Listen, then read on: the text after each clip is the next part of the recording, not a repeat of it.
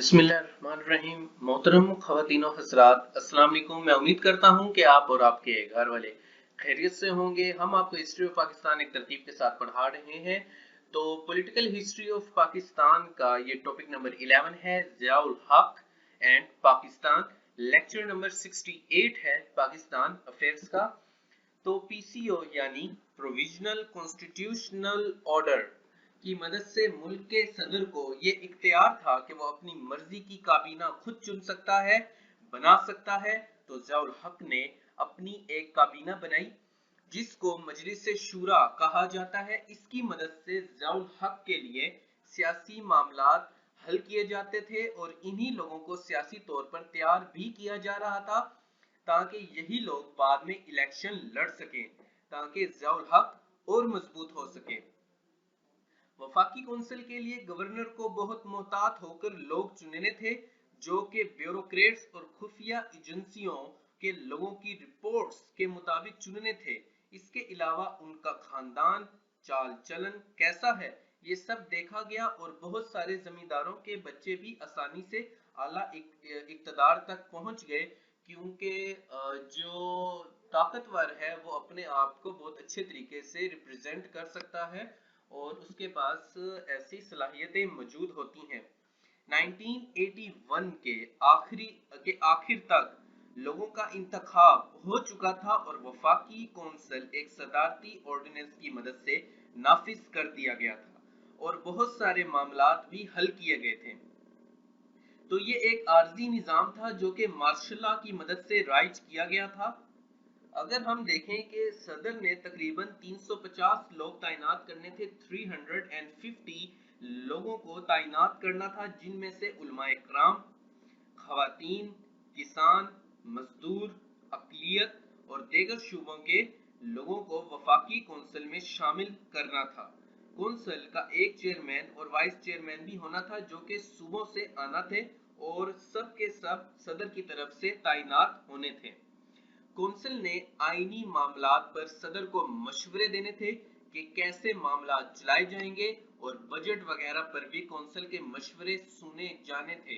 इसके अलावा वो कौन से आईनी मामलात में तब्दीली की जाए, कि वो कौन से आईनी मामलात हैं कि जिनमें तब्दीली की जाए, ये मशवरे भी कौंसिल का देना था। उनका एक काम था, कौंसिल का फैसला मुश्तरका होना था, यानी अक्सरियत जिस बात पर मुत्तफिक होगी, मेजोरिटी जिस तरफ होगी, वो बात सदर को पेश की जाएगी। जज वगैरह की तैनाती पर कौंसिल कोई बात नहीं करेगी, ये सदर की सवाबदीद है, ये उनकी ख्वाहिश है या उनका अपना वो जो जहन के अंदर मेरिट है वो डिटरमिन करेगा कि जो जजेस हैं वो कौन होंगे। अगर सदर चाहे तो वो कौंसिल को खत्म भी कर सकता है। तो जब कौंसिल बन गई तो फरवरी 1982 में इसका इजलास हुआ था और ज़ियाउल हक ने वहां तकरीर भी की थी।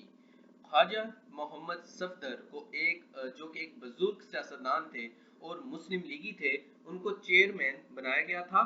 कौंसिल के इजलास होते ही उनके पास तो कोई ताकत तो थी नहीं, तो बस तकारीर जारी रहती थी। तो ये पाकिस्तानी अवाम की जहानत पर भी एक सवालिया निशान था और अभी भी है।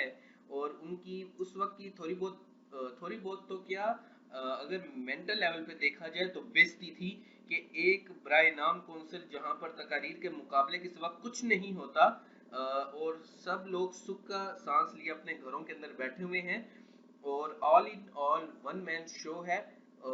जब फरवरी 1985 में कौंसिल खत्म हुई थी तो बहुत सारे जो सियासतदान थे उन्होंने सुख का सांस भी लिया था। तो अगर हम पाकिस्तान की ये जो हम पाकिस्तान की पॉलिटिकल हिस्ट्री पढ़ रहे हैं, तो अभी तक आपने एक बात नोट की होगी कि जो पाकिस्तान है वो एक ऐसा मुल्क है जो कि वजूद में आया था और जबकि जो इंडिया था उनको एक चलती हुई रियासत मिल गई थी, तो हमें इदारे बनाने थे और हमारे पास कोई इतनी ज्यादा एजुकेटेड अवाम तो थी नहीं। और ब्रिटिश दौर के अंदर तो जो यहाँ सब कॉन्टिनेंट का एजुकेशन सिस्टम था उनका तो बेड़ा ही गर्क हो चुका था, यानी कि वो ये वर्ड तो हम पेपर के अंदर तो नहीं लिख सकते। हाँ, हम ये लिख सकते हैं कि जो ब्रिटिश एजुकेशन सिस्टम था उनका हिंदुस्तानी लोगों को एजुकेट करने का कोई इरादा नहीं था। इवन के जो यहाँ का बिजनेस था वो भी उन लोगों ने खराब किया था और आप इसके ऊपर शशि थरूर की किताब भी है, इंडियन एम्बेसडर रह चुके हैं शशि थरूर, उनकी किताब है कि कैसे, जो टाइटल तो याद नहीं आ रहा, लेकिन उस किताब के अंदर ये है कि कैसे तकरीबन 45 ट्रिलियन डॉलर्स ब्रिटेन ने यहाँ से लूटे थे, वो किस तरह से लूट कर अपने साथ ले गए थे, और किस तरह से उन्होंने जो ब्रिटिश इंडस्ट्री थी उसको यहाँ पर इंट्रोड्यूस करवाया, और हर ठेका और हर मामला उन्हीं से ही तय करवाते थे।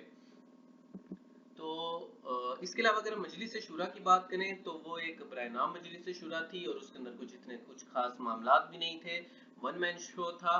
और आप चैनल पर आते हैं, वीडियोस देखते हैं, उसके लिए आप लोगों का शुक्रिया।